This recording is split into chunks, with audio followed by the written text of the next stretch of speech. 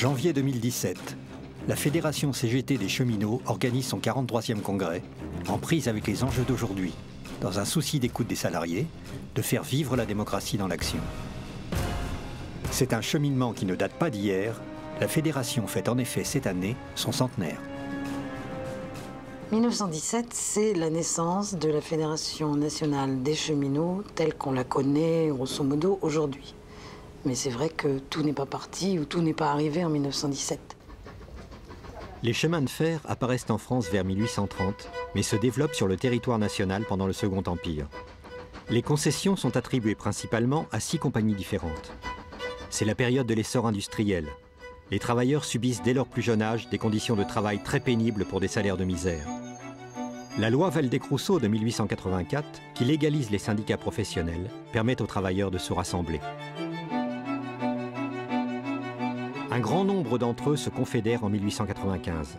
C'est la naissance de la CGT. Les cheminots aussi commencent à s'organiser dans leurs entreprises selon leur métier. Leur première grande grève nationale a lieu en 1910.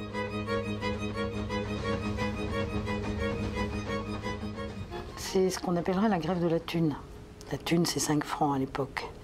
Et donc il y a une forte mobilisation en faveur de cette grève, mais en même temps une forte mobilisation qui n'a pas, malgré cette combativité importante, qui n'a pas suffi à rendre efficace le mouvement, puisqu'il y a la collusion justement entre les compagnies de chemin de fer de l'époque et le gouvernement. Et tout ça fait que la grève sera un échec sur le plan de la revendication, mais un échec aussi parce qu'il y a une très forte répression. Il y a 3000 révoqués à l'occasion de cette grève en 1910. Les événements politiques se précipitent. La Première Guerre mondiale provoque un fort mouvement pacifiste au sein de la classe ouvrière. Puis survient la révolution bolchevique, porteuse d'espoirs nouveaux. C'est dans ce contexte que naît la Fédération des cheminots. La première grande grève qu'elle affrontera portera déjà sur la nationalisation des chemins de fer, mais aussi sur la réintégration des exclus de 1910. Ce mouvement de 1920 a lui aussi été complètement brisé par une répression absolument féroce. Là, il y a eu des centaines d'arrestations et quelque chose comme 12% des grévistes qui ont été révoqués, c'est-à-dire 18 000 révoqués à ce moment-là. La grève de 1920 a été d'un très lourd préjudice aux cheminots. Pas seulement parce que les revendications n'ont pas abouti, pas seulement parce que la répression a été féroce, mais elle a créé des dégâts énormes justement sur le plan de l'unité des travailleurs, enfin de l'unité des syndiqués, et elle a abouti très très vite derrière à une scission. Une scission qui s'est produite d'abord chez les cheminots, entre deux fédérations, qui à ce moment-là ont formé 2 fédérations, une fédération qui est restée CGT et une fédération CGT-U. Et 3 mois après, je crois, quelque temps, en 1921 en tout cas, qui s'est aussi consommée au sein de la Confédération, puisqu'il y a eu là aussi les 2 courants qui se sont séparés, CGT et CGT-U confédérés. Avec la naissance de la Fédération, des nouveaux militants s'affirment et se réclament du syndicalisme révolutionnaire jusqu'à devenir majoritaires au congrès d'avril 1920. Ce n'est pas accepté par les réformistes. C'est l'éclatement et la scission. Les cheminots sont à la pointe de la CGT unitaire qui se crée sous la direction de l'un d'entre eux, Gaston Monmousseau. Quant à la CGT-U cheminot, elle est dirigée par un jeune militant forgé dans l'opposition à la guerre, Pierre Sémard. La décennie qui va suivre est caractérisée par la crise économique, qui est avant tout une crise de surproduction par rapport à la demande solvable. De nombreux stocks alimentaires sont détruits, alors même que la famine s'installe chez les plus pauvres. À partir des années 30, l'action de la CGT-U se caractérise également par la défense des travailleurs immigrés qui s'installent en France et par la lutte contre le fascisme émergent partout en Europe, y compris sur le territoire national. Cette opposition à l'extrême droite va rapprocher les 2 confédérations qui se réunifient en 1935. C'est dans l'élan qui suit la réunification que survient le Front populaire. Les 2 fédérations de cheminots réalisent leur fusion, fin 1935. Et quelques mois après, c'est les confédérations qui se réunifient. Donc on voit bien là, le poids des cheminots a été très fort et très impliqué dans le mouvement de réunification.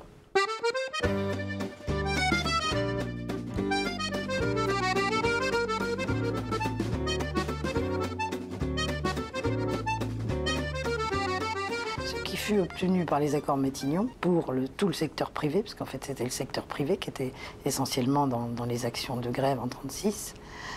Tout ce qui a été obtenu à ce moment-là a été accordé aux cheminots. Vous donnerez une augmentation de salaire supérieure à celle que vous nous avez proposée. Vous admettrez que les salaires de 80 centimes et d'1 franc de l'heure dont je vous ai parlé soient doublés, triplé et même quadruplé.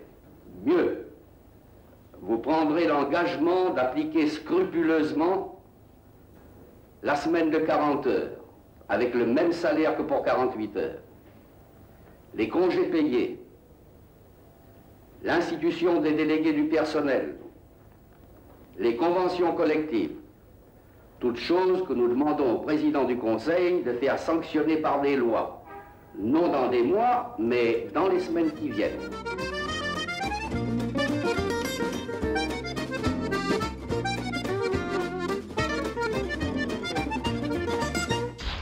En 1937, le gouvernement de Léon Blum promulgue la nationalisation des chemins de fer. C'est depuis longtemps une revendication syndicale, mais c'est aussi devenu une nécessité économique pour répondre à l'endettement massif des compagnies dû aux années de crise. La SNCF est née. Les cheminots y gagnent un nouveau statut, mais ils doivent se mobiliser dès l'année suivante pour défendre les acquis du Front populaire remis en cause par les décrets-lois. Le nouveau gouvernement et la bourgeoisie se soucient plus de combattre le mouvement ouvrier qu'Hitler. En témoigne le faible niveau de production industrielle et les milliers de tonnes de minerais de fer vendus à l'Allemagne en 1938, alors même que les nazis préparent la guerre. À nouveau, et il y avait division, enfin en tout cas désaccord au sein de la direction fédérale, puisque certains étaient prêts à négocier et à accepter les décrets-lois finalement, alors que d'autres considéraient qu'il fallait absolument s'y opposer.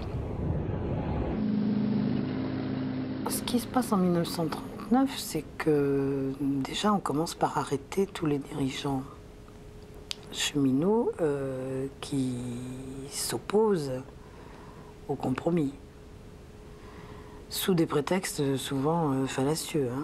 Pierre Sémar est accusé d'avoir détourné l'argent de la fédération, et sur un procès intenté par l'autre partie de la fédération qui n'est pas sur ces bases-là, se trouve emprisonné. Le gouvernement prend prétexte du pacte de non-agression germano-soviétique pour interdire le Parti communiste et interner les militants ouvriers. Pour Pierre Sémar, l'ignominie va plus loin, puisque la police française finit par le livrer comme otage au peloton nazi. Je n'oublierai jamais le jour où mon père, qui était un proche de Pierre Sémar, est arrivé un soir à la maison, les yeux en pleurs, et nous a dit « Les nazis ont assassiné Pierre Sémar ». Ça fait un choc terrible dans la famille, car nous le connaissions bien. Il venait souvent à la maison quand il était de passage à Toulouse, à ce moment-là. Et voilà pourquoi une nuit de sommeil et de réflexion m'ont amené à dire à mon père « Je ne veux plus aller à l'école, je veux rentrer dans la résistance, participer à la résistance et venger Pierre Sémar ». Voilà comment a débuté mon activité dans la résistance et mon engagement comme FTP dans la résistance. Évidemment, j'étais trop jeune pour pouvoir prendre les armes, mais l'état-major FTP de la Haute-Garonne m'a placé dans une imprimerie clandestine où j'ai pu travailler, participer à un travail d'impression de tout le matériel clandestin dont la résistance avait besoin. Carte d'identité, faux papiers. Il m'est même arrivé d'imprimer la tribune clandestine des cheminots, région de Toulouse. Ainsi donc, je me suis trouvé dans la résistance. Et puis, dans les 2 ans qui ont suivi, sur dénonciation, j'ai été arrêté par la Gestapo, déporté au camp de la mort de Mauthausen. Et quand je suis revenu, je n'imaginais pas que 4 ans après, j'avais 18 ans, 4 ans après, je me retrouverai secrétaire de la Fédération des cheminots, 19 rue Pierre-Sémard. Les cheminots vont donc s'engager massivement contre l'occupant. Cette résistance prendra des formes diverses. Nous faisions des inscriptions sur les murs, sur les locomotives, sur partout où on pouvait, on faisait des inscriptions. On avait un journal, l'Avant-Garde, qu'on pouvait diffuser. On éditait des tracts. À diffuser dans les boîtes à lettres ou à coller, vous voyez, sur un poteau, sur n'importe quoi, vous voyez, dans un endroit, disons, visible pour tout le monde. Il m'a demandé de faire ça. Bon, vous voyez, tout à fait spontanément, j'ai dit oui. Et chaque wagon possède une étiquette, disons, des départs et destinations. Bon, eh bien, combien, là, au départ, changeait les étiquettes, si bien que ce qui devait aller en Allemagne, ça partait à Bordeaux ou ailleurs, autre part, et puis un wagon qui n'avait rien dedans se retrouvait en Allemagne, vous voyez. Bon, ça peut paraître rien, mais c'était énorme, ça, c'était énorme, vous voyez. Et celui qui faisait ça, en général, il faisait spontanément, il n'appartenait pas à un groupe. Par contre, il aurait été pris, il risquait sa peau. Si vous enlevez ça et que vous levez la boîte, et que vous mettez gentiment une poignée de sable et que vous refermiez la boîte tranquille, bien au bout de 50 km, le coussinet qui est là-dessus sera grippé. Il faudra arrêter la machine, il faudra remplacer les cieux. Je savais qu'il y avait des trains allemands qui étaient derrière nous, ce jour-là. Et j'ai dit comment on pourrait bien faire pour pouvoir les retarder. Il n'y avait pas 36 solutions. J'ai dévissé un frein de tiroir.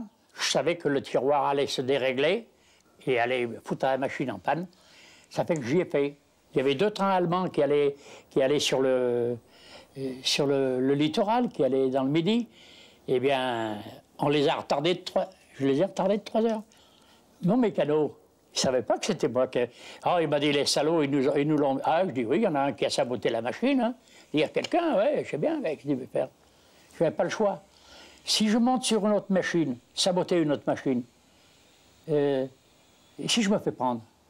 Mais si je suis en train de travailler après la mienne, j'avais toujours une burette d'huile, personne ne peut rien me dire. Le soir, je suis en train de travailler après ma machine. Oui, j'ai honte.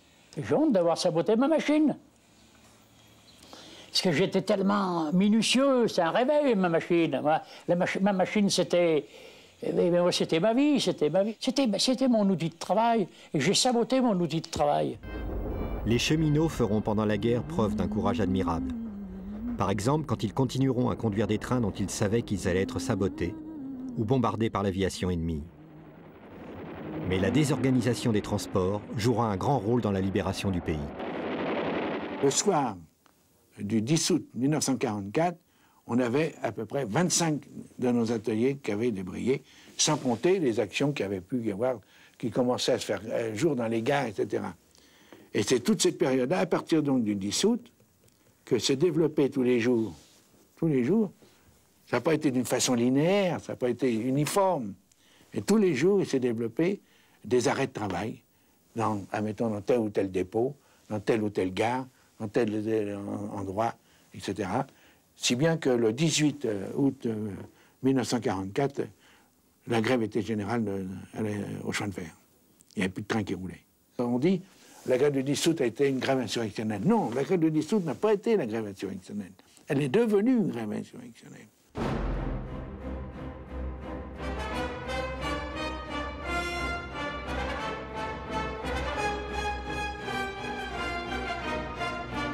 Le mouvement ouvrier n'entend pas être exclu de la reconstruction du pays et le fait savoir en particulier lors d'un grand 1er mai 1946.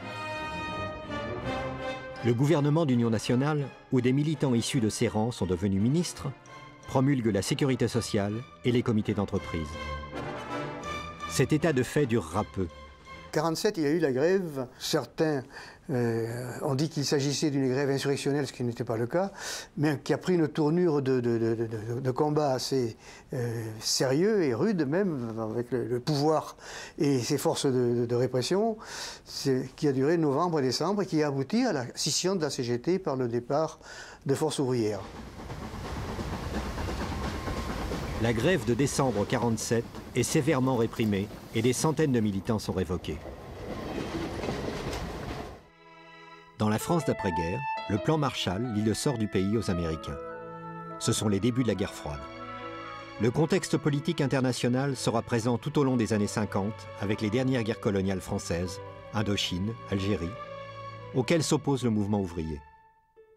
Mais en 1953, c'est une mesure gouvernementale qui mobilise l'ensemble de la fonction publique en plein mois d'août. Il s'agit de lutter pour contrer le plan Léniel sur les retraites. 1953, oui, il y a eu une tension politique. Les ministres communistes avaient été chassés du gouvernement depuis 1947. Et sur les questions sociales, il y avait une tension de plus en plus sérieuse jusqu'au jour où un gouvernement qui était dirigé par Daniel a prétendu remettre en cause le régime particulier de retraite des cheminots et d'autres secteurs de la fonction publique et des industries nationalisées. Eh bien, en utilisant le passage en force, ils ont provoqué une réaction des cheminots et des autres professions, de PTT, EDF, tout ça, qui a donné lieu à une grève générale de la fonction publique concernée par cette atteinte, cette violation des droits acquis, notamment en matière de retraite, et ils ont été obligés de battre en retraite. Voilà pourquoi cette grève de 53, de août 53 est rentrée dans l'histoire comme un grand moment de lutte ouvrière pour préserver les conquêtes sociales qui avaient suivi, après la libération, les propositions du Conseil national de la résistance. Le milieu des années 50 voit aussi le métier des roulants se transformer par l'arrivée des locomotives électriques et diesel. Les conditions de travail sont bouleversées avec le passage de 2 à 1 seul cheminot par machine. Une campagne d'information organisée par la CGT sur les dangers pour la sécurité que comporte une telle réduction d'effectifs est sanctionnée par la direction qui exclut les représentants du syndicat de son conseil d'administration. Maintenant, ce sont les policiers qui viennent de passer à l'attaque. Le front des étudiants a reculé. C'est une véritable...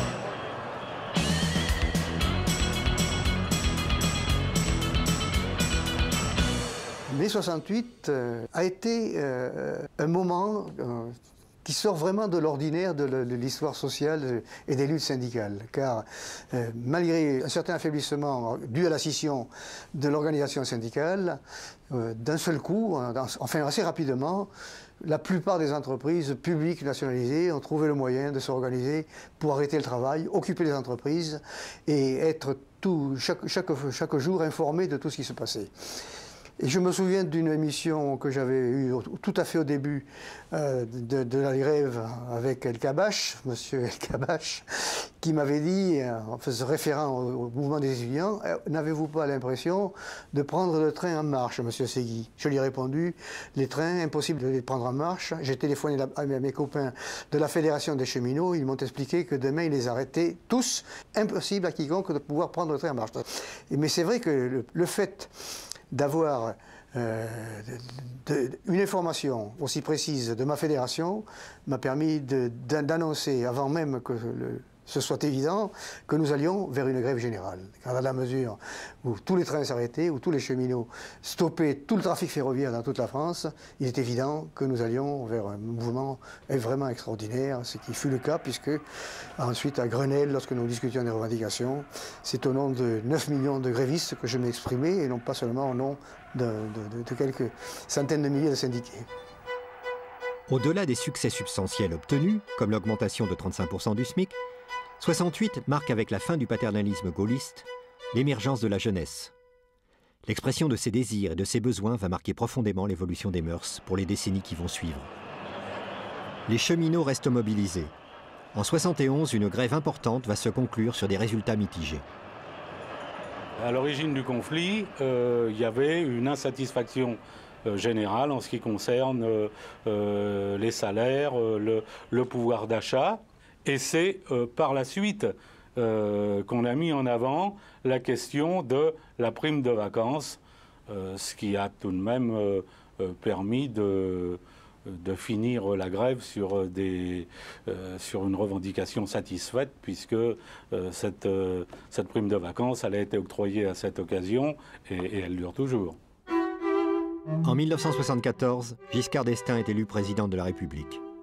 Peu après, intervient le premier choc pétrolier. L'heure est à la casse industrielle. Pour la SNCF, cette casse prend la forme du plan Guillaumat en 1979, qui entend supprimer un tiers des lignes et fermer plus de 3000 gares. Rapidement, il y a eu une mobilisation qui s'est faite autour, et c'est ainsi que le 7 mars 1979, nous avons pu faire une action unitaire, hein, ce qui dans le contexte de l'époque était quelque chose quand même d'intéressant. On a appelé ça la journée sans train, hein, et ça a eu lieu donc le 7 mars 1979. François Mitterrand est élu président de la République. Il nomme un communiste, Charles Fitterman, ministre des Transports. Pour la SNCF, ce sera un EPIC qui pérennise le statut de l'entreprise et de ses personnels. Les suppressions massives de lignes ne sont plus à l'ordre du jour. Il y a eu également la loi sur les comités d'entreprise, hein, qui n'était pas applicable à la SNCF jusqu'à cette époque-là. Il y a eu d'autres revendications qui nous tenaient à cœur et qui ont été satisfaites. Il y a eu le fait que de nouveaux cheminots ont été embauchés pendant cette période. Il y a eu plus de 120 cheminots révoqués des grèves de 1947, 1948, 1953 qui ont été réintégrés à la SNCF sur la base d'une reconstitution de carrière, qui est quelque chose de tout à fait exceptionnel et qu'on n'avait jamais connu. Il y a donc eu des choses extrêmement positives. Mais l'austérité de gauche, puis de droite avec l'alternance, reviennent sur les devants de la scène et obligent les cheminots à se mobiliser en 1986. On a dit aux cheminots, réunissez-vous en assemblée générale, et dans chaque centre, vous déterminez quelle est votre position vis-à-vis d'une extension et d'une généralisation du mouvement. Avec cette grève de 86-87, on a réussi à mettre en œuvre une pratique démocratique qui présentait quand même des qualités nouvelles dans la conduite des actions sous la responsabilité directe des cheminots. Cette manière nouvelle de débattre avec les cheminots, de les rendre acteurs, va connaître son apogée pendant la grande grève de décembre 1995. Cette démocratie dans la lutte va se doubler d'un travail d'explication vis-à-vis des usagers qui rendra le mouvement populaire malgré la gêne qu'il provoque. C'est que devant l'ampleur de l'attaque, la population se sent concernée.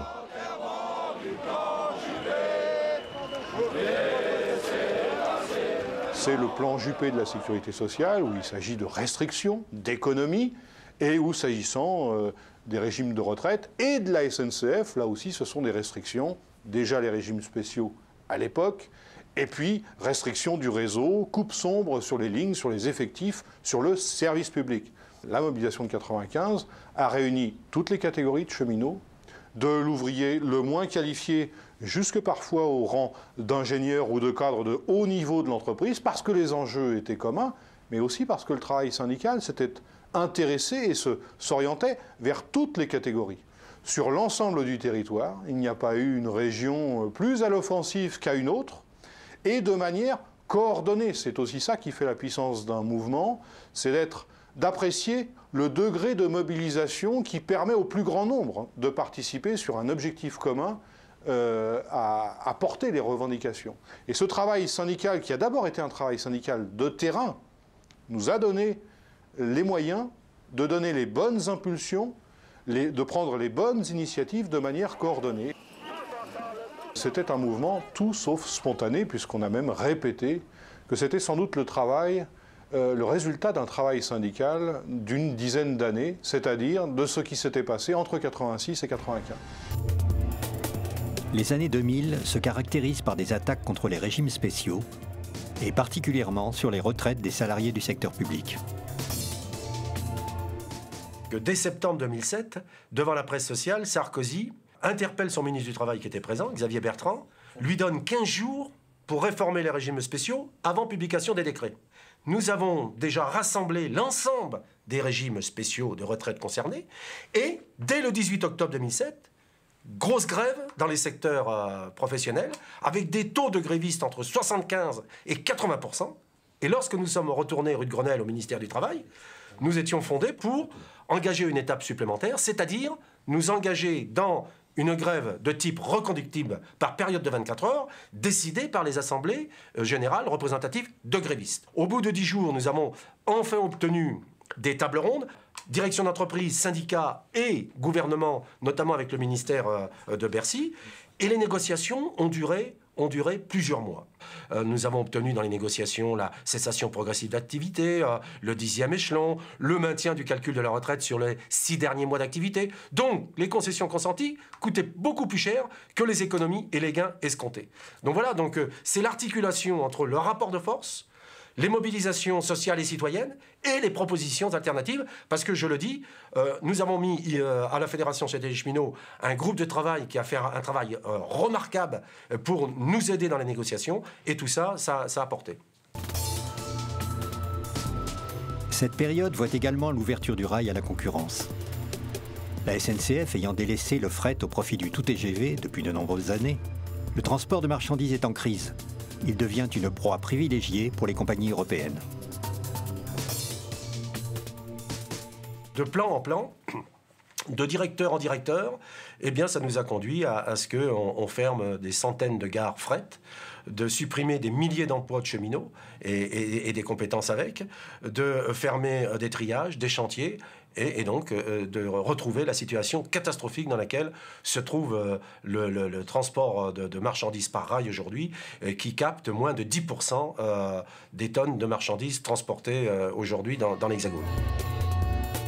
Face à cette déréglementation, les réponses doivent aussi se faire au niveau européen. Durant cette période, c'est à la recherche de convergence avec les syndicats des pays voisins que s'emploie la CGT. Il convient peut-être de rappeler que la Fédération CGT des cheminots a été à l'origine, sinon qu'elle a largement contribué à la première regrève d'octobre 92 contre déjà les politiques de libéralisation. En 2008, on a eu, sous la présidence française de l'Union européenne, une grosse manifestation de 25 000 cheminots à Paris. Et la conjonction à la fois de l'action de la Fédération européenne des syndicats à travers des propositions et des mobilisations a permis, par exemple, de mettre en échec le patronat des chemins de fer qui voulait adapter les conditions d'utilisation des conducteurs de train fret à celles des chauffeurs routiers sous prétexte de reconquérir des parts de marché. Mais c'était une vaste opération de déréglementation sociale. Eh bien, je pense que nous avons joué un rôle particulier pour mettre en échec ces velléités.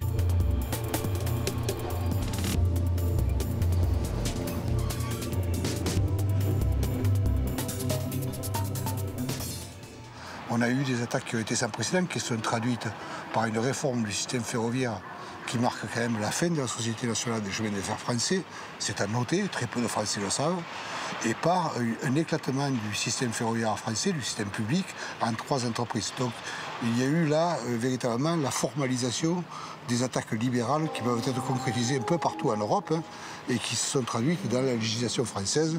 Et les cheminots, mais aussi les usagers, ont été confrontés à ces réformes qui ont été des réformes essentielles. Nous avons eu quand même la capacité de créer des conditions de mobilisation très importantes chez les cheminots pour la défense du service public, pour la défense de leur statut et puis pour la défense de l'ensemble du socle social qui constitue celui des cheminots en France. Donc la mobilisation a été là à des niveaux qui sont quand même très intéressants et qui sont quand même remarquables au regard de la période. Ces périodes ont été mobilisatrices et particulièrement dans une population qui a étonné tout le monde, c'est la jeunesse. Ce qu'on appelle la génération Y, qu'on se disait un peu individualiste et à l'écart de tous les problèmes sociaux et sociétaux, qui se sont largement mobilisés dans ces deux mouvements, que ce soit de 2014 sur la réforme du système ferroviaire ou 2016 sur la réglementation du travail à la SNCF. Ce qui est pour nous une perspective quand même qui est très intéressante de montrer que ces jeunes sont capables de créer les conditions de la mobilisation.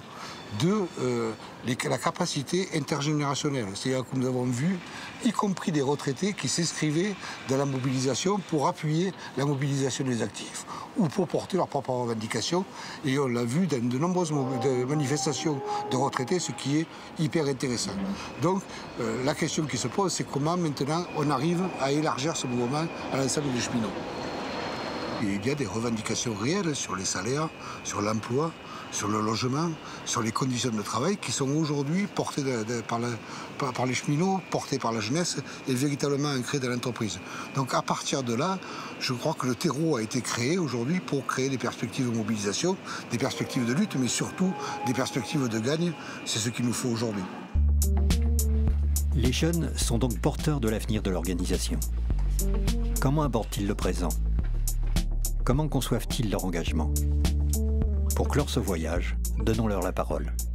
C'est un rôle à part entière, hein. C'est pas juste avoir une carte, enfin en tout cas pour ma part, c'est d'être proche de nos collègues au quotidien. Il faut avoir vraiment une qualité d'écoute.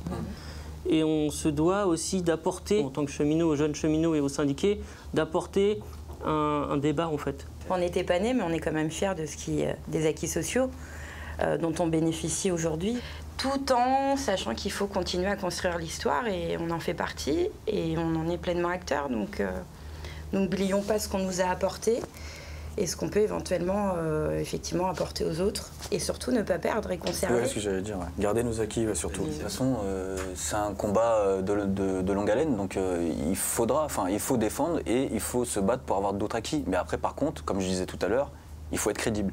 Il ne faut pas oublier que je pense que le mot important dans tout ça, c'est la lutte sociale. On a quand même cette force, si on est tous ensemble, de pouvoir faire changer les choses. Il y a une grosse prise de conscience, je pense, générale, hein. En ce qui concerne les jeunes et même les moins jeunes. Hein. Je pense qu'on ouvre les yeux et que mine de rien, les jeunes comprennent ce qui se passe. Je pense que la jeunesse prend de plus en plus conscience qu'il va falloir qu'elle aille au charbon, entre guillemets, et que les reculs sociaux, au bout d'un moment, ça suffit. Mais bien souvent, clairement, on est plus sur la défense de nos acquis sociaux que sur de nouvelles choses. Et c'est ça qui est inquiétant.